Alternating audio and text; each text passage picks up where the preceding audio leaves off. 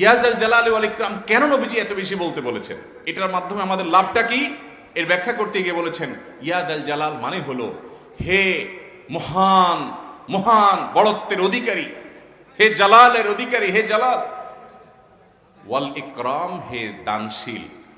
তাহলে প্রথম বাক্যে আল্লাহর বড়ত্বের কথা স্বীকৃতি দিয়ে প্রশংসা করা হয়, আর দ্বিতীয় বাক্যে হে দানশীল বলে আল্লাহ তাআলার কাছ থেকে চাওয়া হয় যে আপনি যেহেতু দানশীল এবং আপনি যদি মহান, অতএব আপনি আমাকে দান করেন।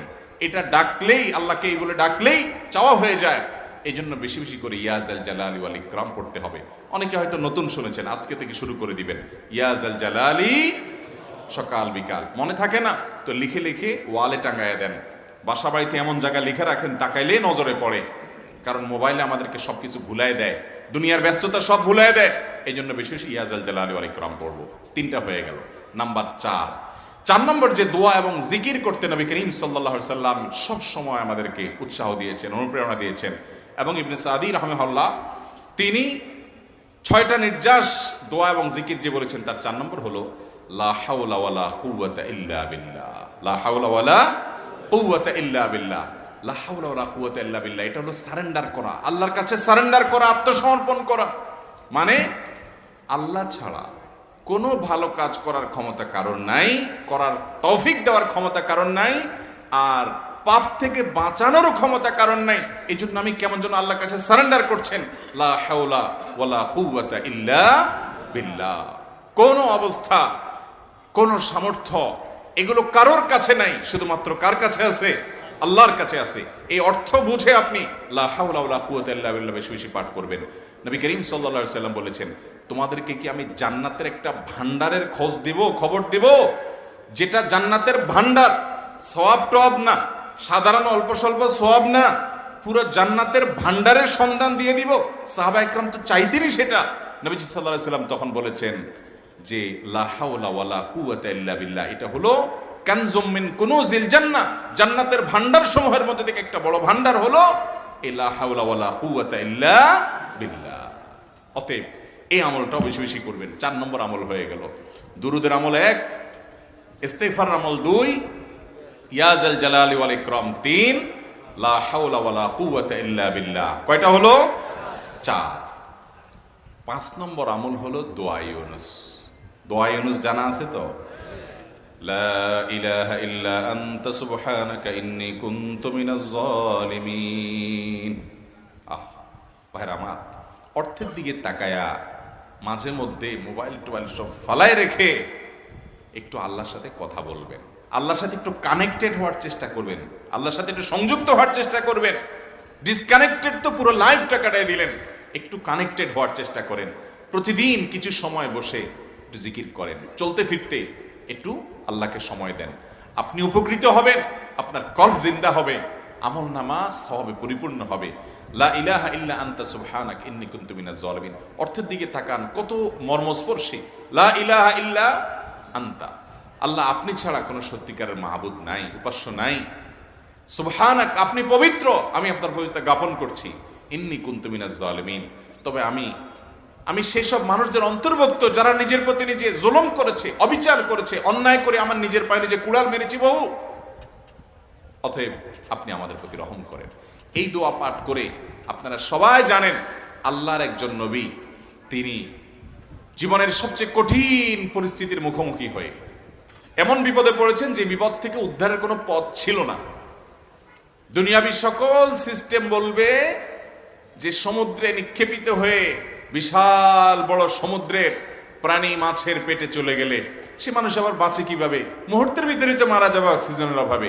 এটাই দুনিয়ার সিস্টেম বলে। আল্লাহ তাআলা অলৌকিক ভাবে, লৌকিক সিস্টেমের ঊর্ধ্বে রেখে আল্লাহ তাআলা তাকে এই বাক্য পাঠ করার কারণে, এর মাধ্যমে আল্লাহ তাকে মুক্তি দান করেছে।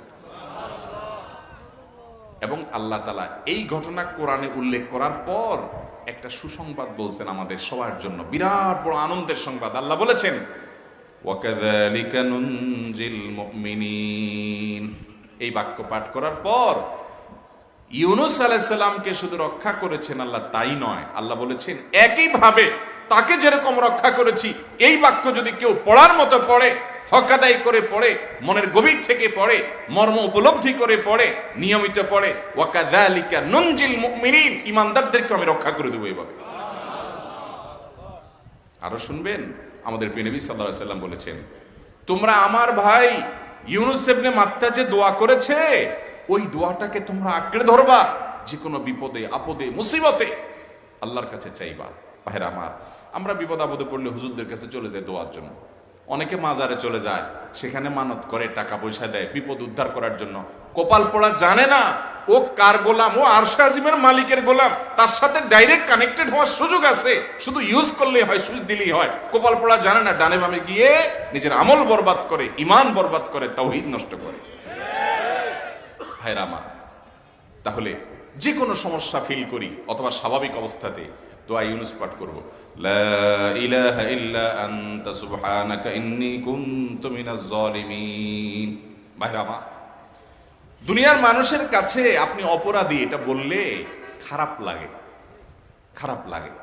আপনি একটা অফিসে চাকরি করেন, দুর্নীতি করে চুরি করে ধরা পড়ছেন, বসের কাছে যে মাফ চাইছেন, স্যার ভুল হয়ে গেছে, আর কখনো করব না, লোভে পড়ে করে ফেলছি, বিপদে পড়ছিলাম, টাকা টানছিল স্যার, আর কোনোদিন করব না, মাফ করে দেন স্যার, চাকরিটা রাখেন স্যার। আপনি মাপ চাইলেন, লজ্জিত হলেন, চোখের পানি ফেললেন, পাও ধরে মাপ চাইলেন, ছোট হলেন।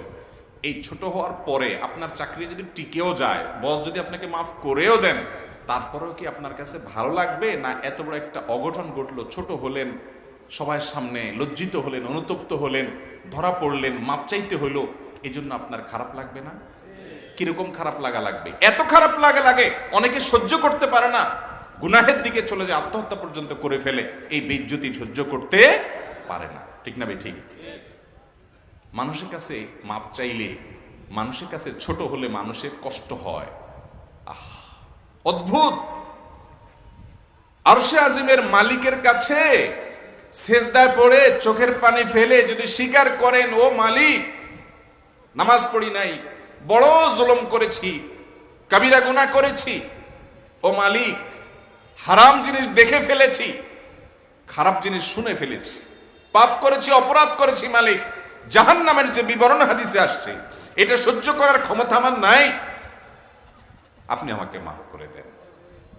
এইভাবে যদি আল্লাহর কাছে একটু চোখের পানি ফেলে দোয়া করেন, একটু দোয়া করে দেখেন, আল্লাহর শপথ করে বলছি, আপনার জীবনে সবচেয়ে আনন্দের মুহূর্ত হবে তখন, যেদিন এরকম দোয়া করতে পেরেছেন, চোখের পানি ফেলতে পেরেছেন।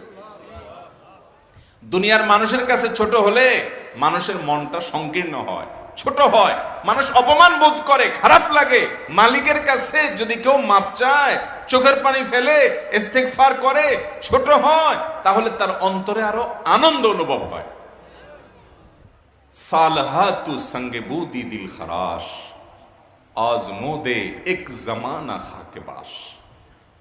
পাথর হয়ে বহুকাল ছিলে ভাই, কিছু কালের জন্য একটু মাটি হওয়া আসো, একটু মাটি হয়ে দেখো। পাথর হয়ে তুমি যতটা আনন্দিত হয়েছো, পুলকিত হয়েছো, পরিতৃপ্ত হয়েছো, আরশে আজিমের মালিকের শপথ করে বলছি, আল্লাহর কাছে মাটি হয়ে, ছোট হয়ে, তুচ্ছ হয়ে, অপমানিত হয়ে, ক্ষমা চেয়ে, ইস্তেগফার করে তুমি যখন লা ইলাহা ইল্লা আনতা সুবহানাকা ইন্নী কুনতু মিনাজ জালিমিন, নিজে পাপ করেছো এটা স্বীকার যখন করবে, তখন আল্লাহ তাআলা শুধু মাফ করবেন না, তোমাকে ঈমানের স্বাদ দিবেন, তুমি সাথে সাথে অন্তরে সেটা অনুভব করবা। ভাইরা আমার, আল্লাহর দিকে ধাবিত হব তো ইনশাআল্লাহ? গুনাহের, পাপের, অপরাধের পথ ছেড়ে আসবো তো ইনশাআল্লাহ? লা ইলাহা ইল্লা আনতা সুবহানাকা ইন্নী কুনতু মিনাজ জালিমিন। কোরআন হাদিসের নির্যাসের 5 নম্বর আমল দোয়া ইউনুস। নবীজি সাল্লাল্লাহু আলাইহি সাল্লাম বলেছেন, আমার ভাই ইউনুস আলাইহিস সালাম, তিনি আল্লাহর কাছে এটা পড়ে যেরকম বিপদ থেকে রক্ষা পেয়ে গেছেন, তোমরা আমার ভাই ইউনুস আলাইহিস সালামের দোয়াটা বেশি বেশি পড়বা, ওইটাকে তোমরা আঁকড়ে ধরবা, তোমাদেরকে আল্লাহ তাআলা উদ্ধার করবে।